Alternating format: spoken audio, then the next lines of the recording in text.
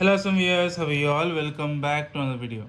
Guys, in this video we are going to discuss how to create your profile in Chromebook. For that guys, click on get started. So it will ask you for the Wi-Fi, click on any other Wi-Fi. So once your changes are done, the system will restart like this. Now it has taken the latest update. Now you can use your Chromebook. I will click on next. Now this is your sign into Chromebook. Okay, this will be you can add any account to sign in. Okay, I'll add my account. So once I add my account, I'll click on next. Password, click on next. So once you're done logging in, this will pop up will come. Now it is loading your profile. So these are the terms and conditions. Click on scroll down, accept and continue.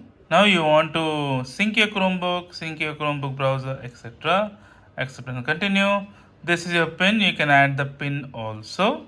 Add the pin again. Click on next. The pin has been added. Click on done. So your profile is now created. You can skip this. You can skip this also. Now click on get started. That's it. Your Chromebook is ready. Hope you like the video guys. If you like the video, please click on like. If you're a new viewer, please click on subscribe. Till then guys, take care. Have a great day. Bye bye.